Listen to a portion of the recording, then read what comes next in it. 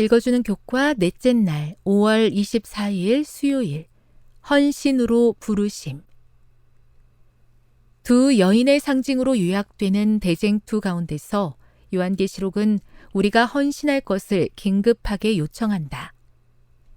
진리와 오류 사이의 이 우주적인 대쟁투에서 때때로 하나님의 백성이 패배하는 것처럼 보일지라도 하나님께서는 당신의 교회가 결국에는 승리할 것이라고 약속하신다.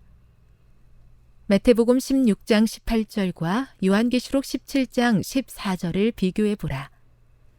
예수님은 제자들에게 당신의 교회에 대해 어떤 약속을 하셨는가? 그리스도는 그분의 교회가 세워진 견고한 기초이다. 그리스도의 교회는 그분의 말씀의 가르침에 기초하고 그분의 성령의 인도를 받는다.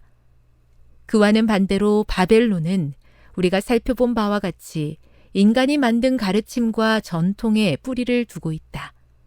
인간의 의견이나 전통으로 성경에 게시된 하나님의 뜻을 대신하거나 그보다 높이는 모든 종교 지도자는 바벨론의 혼란을 조장하는 것일 뿐이다. 고대 바벨론 시대에 교회와 국가는 하나이자 같은 것이었다. 느부갓네살 왕이 그의 성전에서 왕좌에 앉았을 때 그는 신들을 대신해 말하는 것으로 여겨졌다. 느부갓네살 왕이 참 하나님에 대한 반항의 행동으로 전 제국적인 신상 숭배의 법령을 통과시키고 그의 모든 신민에게 자신의 법령을 따라 절하라고 명령한 사건은 거짓 우상 숭배하기를 거절하는 하나님의 신실한 백성들이 마지막 날에 직면하게 될 일에 대한 강력한 상징이다. 지구 역사의 마지막 날에 영적 바벨론이라는 정교 연합 체제가 일어날 것이며 그 지도자는 자신을 하나님이라고 주장할 것이다. 그의 말은 바로 하나님의 말씀이며 그의 명령은 하나님의 명령으로 선포될 것이다. 수세기에 걸쳐 로마 교황들은 그들이 지상에서 하나님의 자리에 서 있다고 선언했다. 교황 레오 13세는 1894년 6월 20일자 회칙에서 우리 교황들은 이 땅에서 전능하신 하나님의 자리를 차지한다 라고 말했다. 페라리스 교회 사전은 다음과 같이 덧붙인다. 교황은 위엄이 너무도 크고 높기 때문에 단순한 사람이 아니라 하나님이며 하나님의 대리자이다. 사도 바울은 이 말을 추가하여 이렇게 썼다.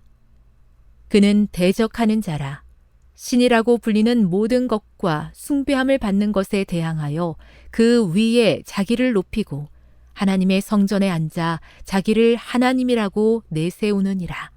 데살로니가 후서 2장 4절. 교훈입니다. 두 여인의 상징으로 요약되는 요한계시록은 진리와 오류의 싸움에서 패배가 눈앞에 있는 것 같은 때에도 진리의 편에 굳게 서도록 우리에게 호소한다. 묵상. 십자가 처형 이후 무력감과 패배감을 느꼈던 제자들의 경험을 생각해 보십시오.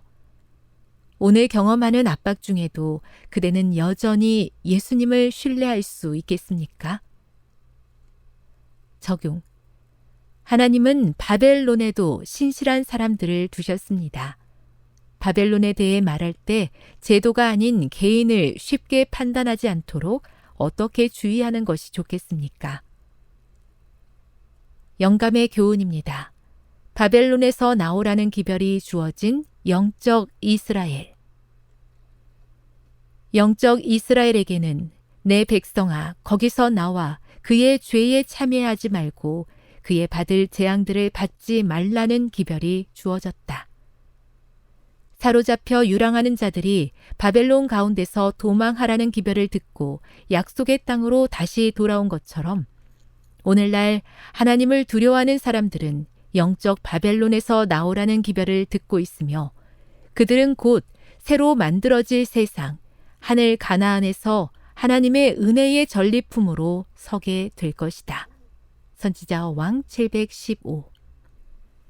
주님, 저의 믿음이 연약하여 진리의 편은 작게 느껴지고 세상은 거대하게 보일 때가 많습니다.